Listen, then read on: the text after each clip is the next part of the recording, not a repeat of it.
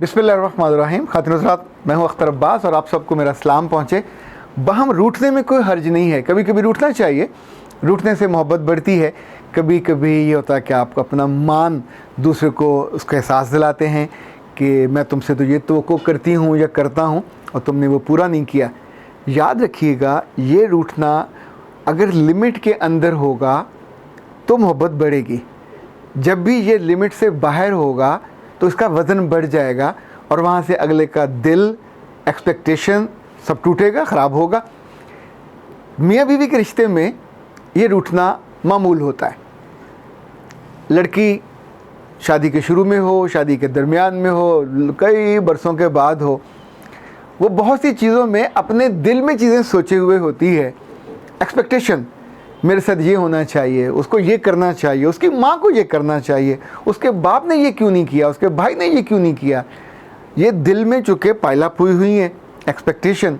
जब नहीं होती तो गुस्सा कहीं और निकलता है, कहीं आपकी आवाज़ ऊंची हो जाती है, कहीं आप उसके आगे बोल पड़ते हो, कहीं इनकार कर देते हो।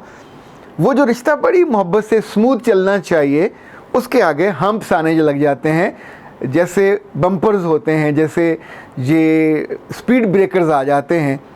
जगह जगह जब रिश्ते में स्पीड ब्रेकर आने लगें तो ज़िंदगी में खुशी की रफ़्तार गुम हो जाती है, खुशी की रफ़्तार कम हो जाती है।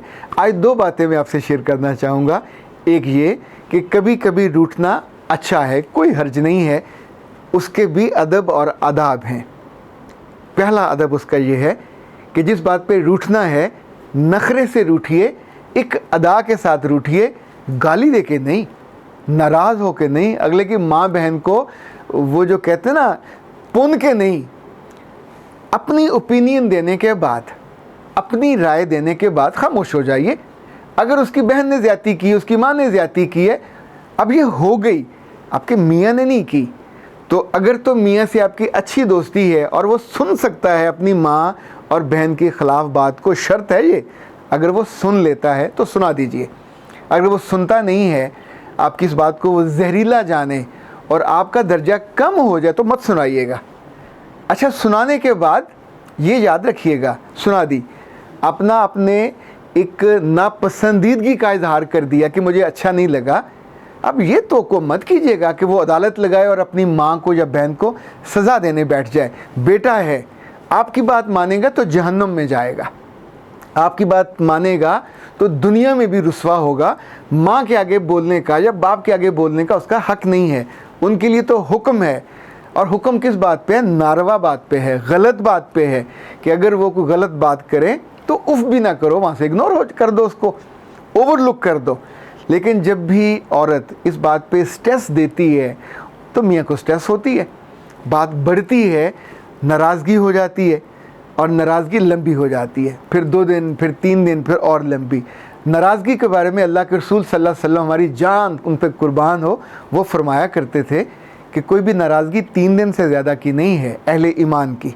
आप बीवी हो, आप मियाँ हो, अगर आपकी वजह से ये रूठन रुठाई हुई है या दूसरे की वजह से, तो भी पत्थर दिल मत बनिए, अपने आप को किसी जानवरों की नस्ल से मत ले जाइए, इंसान बनिए मोहब्बत वाले, इग्नोर करने वाले। दूसरे दिन की शाम को, तीसरे दिन को खाने पे कोई तोहफ़ा देते हुए, हल्का फुल्का आते जाते बहाने से उसको ज़रा सा कंधा मारते हुए, छूते हुए। ज़िंदगी आपकी है, उसकी क्वालिटी आप ही ने बेहतर बनानी है, ख़राब नहीं करनी। आम तौर पे रूठने के बाद जो सबसे ज़्यादा बुरा होता है वो ख़वातीन की तरफ से होता है। मर्दों की शिकायत बहुत थोड़ी है। जो ख़वातीन हैं, चूँकि ये आखिरी गियर फ़ौरन लगा देती हैं, आखिरी गियर में गाड़ी बंद हो जाती है, आखिरी गियर में गाड़ी रेस नहीं पकड़ती, आप पहले गियर पे, फिर दूसरे गियर पे, यूँ एक स्पीड के साथ चल रहा होता है। ऑटो पे भी गाड़ी हो तो फिर मामला मुख्तलिफ होता है। मुझे हाल ही में एक खातून ने अप्रोच किया और बहुत समझदार खातून थी। जिस रोज़ मेरे पास तशरीफ़ लाई, उनके बेटे को पैदा हुए 14वां दिन था और उन्हें अपने ससुराल से रूठ के आए 4था दिन था। उनकी आंखें सूजी हुई थी, सुर्खी माइल। पिछले 3 दिन से वो रो रो के उन्होंने अपना बुरा हाल किया हुआ था, उनको नींद नहीं आती थी और मुझे डर था कि जिस उनकी स्ट्रेस का और टेंशन का लेवल है, ये इतनी एंग्जाइटी बढ़ जाएगी कि दूध खुश्क हो जाता है, उसके बाद बच्चे को फीड कराने के काबिल नहीं रहेंगी। और दूसरा, जो उनके साथ जितने उनके जिस्मानी तौर पे वारिस पैदा होंगे, चूँकि बिल्कुल ये वो दिन हैं जो बच्चे की पैदाइश के बाद सबसे केयर के होते हैं दिन, नज़ाकत के दिन होते हैं। ये तो मोहब्बत लेने के, तोजो लेने के दिन होते हैं, दबवाने के, ख्याल करने के। लेकिन चूँकि औरत की नादानी उसकी सृष्ट में है, जिस बात पे, ये मैं बात सख्त बात कह रहा हूँ पर इसको मान लीजिएगा, अगर आप नहीं मानोगे तो आप हमेशा आग की तपश को महसूस करोगे, आप हमेशा मुश्किल में पड़ जाओगे। देखिए, मेरा काम, मेरे रब ने मुझे जो सिखाया, जो सुझाया है कि मैं किसी सुनार की तरह आपके मसले को चिमटी से लेके चुनता रहता हूँ, सुनता हूँ, फिर उनको अलग करता हूँ, फिर देखता हूँ कि इसके कैसे ख़त्म किया जा सकता है, कैसे इसको छोटा किया जा सकता है। कुछ चीज़ें ख़त्म नहीं की जा सकती, ये इंसान की सृष्टि में है, ये मिजाज में है, ये हमारी ज़िंदगी में है, इसका कुछ नहीं किया जा सकता। पर कुछ की हम शेप तो बदल सकते हैं, रीशेप कर सकते हैं। जब भी औरत घर में लड़ाई को बढ़ाती है या अपनी नाराज़गी को और रूठने को बढ़ाती है और उसमें फिर लोग इन्वॉल्व हो जाते हैं और उसके बाद वो पौं पटकती है या अपनी ज़ुबान को दराज करती है और कहीं मेज़ पे, कहीं दीवार पे, किसी चीज़ पे मुक्का मार के कहती है, मैं फिर यहाँ नहीं रहना, मैं अभी अपनी माँ को फ़ोन करती हूँ, मैं बाप को फ़ोन करती हूँ, मैं भाई को फ़ोन करती हूँ। देखिए, ये वो एटम बम है रिश्तों में कि जो नहीं चलाना चाहिए। एटम बम जब चलता है तो फिर बाकी ज़िंदा कोई नहीं बचता। जब भी आपने रोते हुए फ़ोन किया तो बाप मुल्तान होगा या पिंडी होगा या गुजरावाला होगा या कराची होगा, वो सारे काम छोड़ के आएगा, भागता हुआ आएगा। एक सरकारी आला दर्जे का ऑफिसर था डिस्ट्रिक्ट मैनेजमेंट में, रात को 2 बजे उसकी बेटी का फ़ोन गया था कि बाबा उसने मुझे मारा है, उसने मुझे डिसरिस्पेक्ट किया है, मैं, और वो रो रही थी। 2 बजे उसका बाप रात को वहाँ से गाड़ी लेके निकला, वहाँ पहुँचा और अपनी बेटी को उसने उठाया और ले गया। पर उसके बाद वापसी नहीं हो सकती। जब भी आप रूठ के घर आना चाहोगे और वहाँ आते हुए ज़ुबान दराजी करके आओगे, अपनी सास को, ससुर को, अपनी नंद को या अपने मियाँ को, जब सारी महफिल जमी होगी, प्यार लगी होगी और वहाँ आप खड़े होके शेरनी की तरह गरजोगे। अच्छा, गरजोगे किस बात पे? कुछ ना कुछ चीज़ें आपको हर्ट हुई होती हैं, उन्होंने तकलीफ़ दी होती है, लेकिन चीज़ों का सॉर्ट आउट करने का ये तरीका नहीं है। हांडी जल जाए तो ड्राइंग रूम में आके उसको ठीक नहीं किया जाता, वो किचन में ही ठीक होगी। आपको और आपके मियाँ का मसला है तो आप ही सेटल करोगे ना। मियाँ की माँ आएगी बीच में तो मारे गए, मियाँ का बाप आएगा तो मसला बिगड़ेगा, और आपका भाई आ गया तो लिटरली आग लगा के जाएगा। हमारे भाइयों और अब्बों को आम तौर पे मसलों को, मसालहत की ट्रेनिंग नहीं है। हम कभी पर्या में ही नहीं बैठे।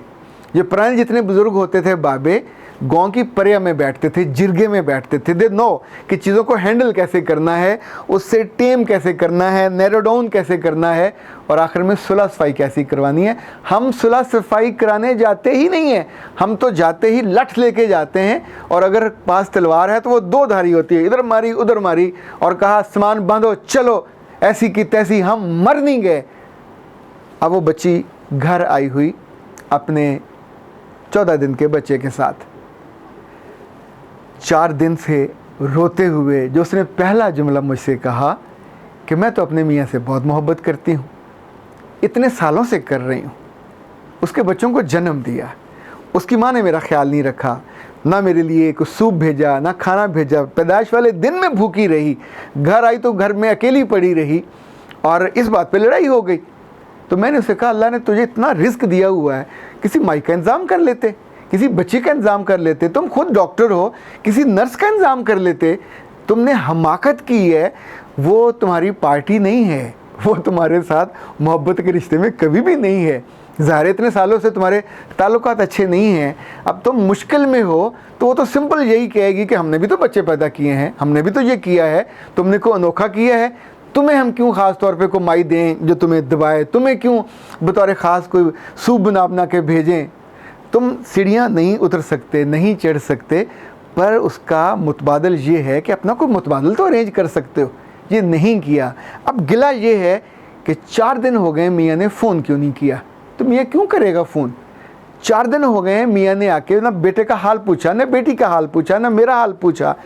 तो फिर उसको मैंने समझाया कि अगले 4 हफ्ते 4 महीनों में बदल जाएंगे, मियाँ राब्ता करने नहीं आएगा। इसलिए कि जो सीन वहाँ क्रिएट हुआ, जो जंग का मंज़र वहाँ बना, उसमें मियाँ पार्टी नहीं था, मियाँ खामोश था, मुद्दई आप थे, मियाँ पार्टी था। वहाँ जो जज थे वो मियाँ की माँ और मियाँ के बाप और आपके बाप थे।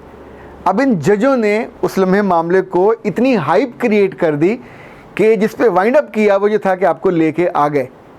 किसी ने आपको समझाने की कोशिश नहीं की, किसी ने उसको अकल देने की कोशिश नहीं की, उसको किसी ने डांटा भी नहीं। और जो असल कल्प्रेट थी सास, जाहिर है वो जज है, तो जज को तो कोई दूसरा जज आमतौर पे नहीं डांटता, जज के बारे में फ़ैसला भी नहीं किया जाता। तो जज के पास आप उसी के बारे में फ़ैसला लेके जाओगे, शिकायत लेके जाओगे, तो किस अक्लमंद ने कहा है कि ये सॉर्ट आउट होगा?